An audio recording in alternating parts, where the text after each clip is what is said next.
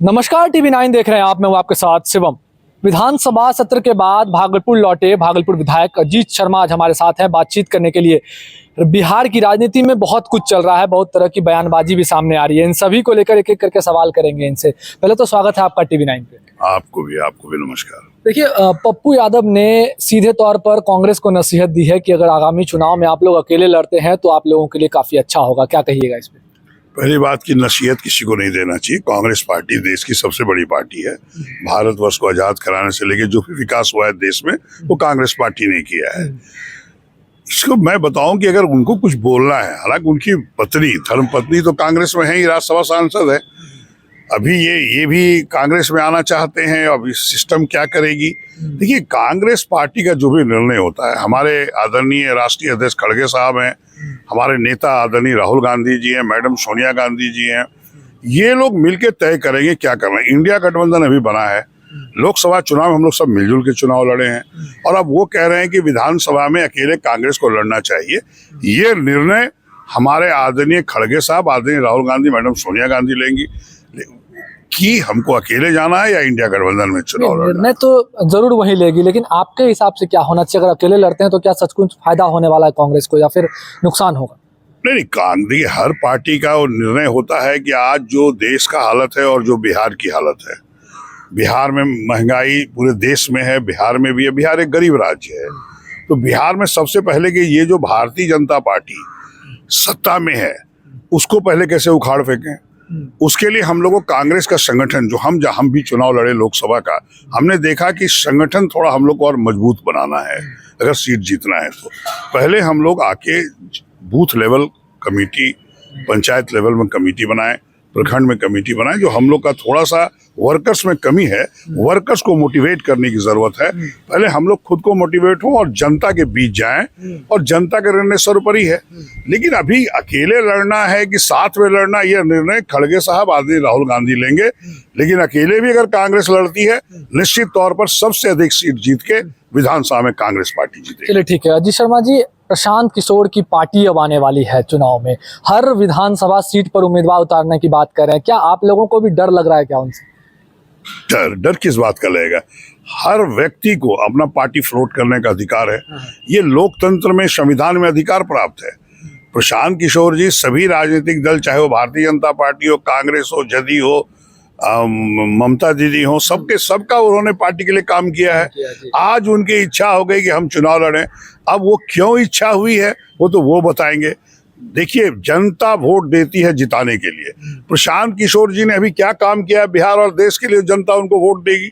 निश्चित तौर पर मुझे लगता है कि बहुत ही जल्दबाजी में वो है, कहीं ना कहीं कोई सोची समझी साजिश लगता है मुझे। कहा कि कोई पार्टी फ्लोट करके आप सारे सीटों पर लड़ने का दावेदारी करते हैं, मैंने भी सुना है मीडिया में। ये अभी उनकी जल्दबाजी होगी। अभी उनको जनता के बीच जाना होगा। जनता अभी बहुत बहुत बड़ी बड़ी पार्टियां हैं, कांग्रेस है, भारतीय जनता पार्टी है, जदयू है, राजद है, कम्युनिस्ट है, माले है, सीपीआई, बहुत पार्टियां पहले से जनता के बीच है। इसलिए अभी आप आए हैं, अरे उनको बोलने दीजिए, सपना देखने दीजिए। सपना देखने से कुछ नहीं होगा। अगर वो चुनाव लड़ते हैं तो जनता उनको समर्थन नहीं देगी, यह मेरा मानना है। इसलिए क्या लग रहा है, खुद के लिए वो काम कर रहे हैं या फिर चुनाव आते आते तक में कुछ और ही निर्णय हो जाएगा? हमने कहा कोई साजिश तो है, कहे कि वो तो हम कहे कि सभी पार्टियों के लिए उन्होंने काम किया है। और आज वो पार्टी फ्लोट करके कहते हैं मैं बिहार में सत्ता में आऊंगा, ऐसा थोड़ी होता है। कोई सत्ता में कहने से नहीं आता, जनता उनको लाती है, जनता में जो काम करता है। और आपको बता दें, अभी चूंकि मैं भी 3 बार से विधायक भागलपुर से, अभी लोकसभा भी चुनाव लड़ा हूँ। ठीक है, मैं हारा हूँ, लेकिन पिछला जो कैंडिडेट थे वो 2,86,000 वोट लाए थे और मैं 4 लाख से ऊपर वोट लाया। तो वो अलग इशू है, लेकिन जनता सब देखती है, जनता निर्णय लेती है, किसी कहने से नहीं होता। जनता को भी महंगाई से कैसे रोका जाए, युवकों को रोजगार कैसे दिया जाए, ये बहुत जरूरी। इलाज जो सही ढंग से नहीं हो रहा है, शिक्षा का स्तर गिर गया है बिहार में, शिक्षा की स्थिति कैसे बढ़ाया जाए। चूंकि अभी आप यहाँ इंजीनियरिंग कॉलेज ले लीजिए, यहाँ जो पढ़ते हैं उनका प्लेसमेंट नहीं होता कहीं।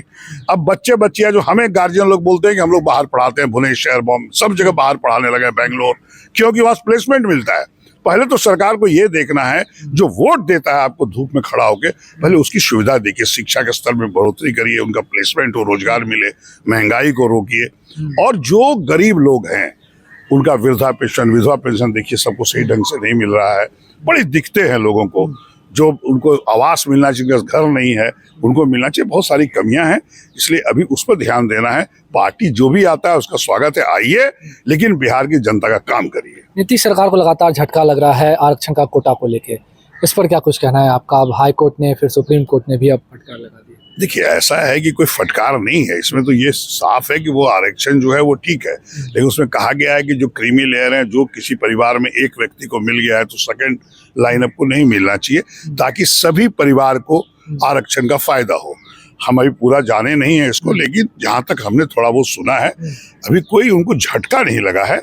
ये तो निर्णय है कोर्ट का, और कोर्ट का हमको लगता है कि निर्णय जो हम पूरा पढ़ेंगे, लेकिन एक जो हम जाने हैं कि आरक्षण जो था उसको बरकरार रखा गया, लेकिन ये कहा गया है कि जिस परिवार में एक दिया जाए, दूसरे सेकंड ग्रेड में न, जिससे उनको फायदा मिल चुका है। बहुत सारे ऐसे परिवार जिनको एक भी श्रेणी में नहीं मिला है, निश्चित तौर पर हम इस पर पूरा गौर करेंगे, उस पर फिर से बात। राजद की ओर से तो तेजस्वी यादव ने कदम बढ़ाने लगे हैं, अब विधानसभा चुनाव को लेकर वो यात्रा निकालने वाले हैं। कांग्रेस की ओर से क्या कुछ प्लानिंग है? नहीं, बिल्कुल यात्रा निकाले। आप कांग्रेस की प्लानिंग पूछते हैं? आप आदरणीय राहुल गांधी जी पद यात्रा और न्याय यात्रा कितना की है, जनता के बीच गए और जनता की आवाज सुने, तभी तो आज सरकार बन नहीं पाई, लेकिन सरकार बनने के कगार पर थे। अगर आज नीतीश जी और नायडू जी भारतीय जनता पार्टी को समर्थन नहीं दिए होते तो उनकी सरकार नहीं बनती, हमारी सरकार बनती। इसलिए पद यात्रा से, जनता के बीच जाने से निश्चित तौर पर जनता की आवाज सुनते हैं, क्या कठिनाई है उसके हिसाब से काम करते हैं। और आदरणीय तेजस्वी यादव जी निकले हैं पद यात्रा पर, स्वागत योग्य है।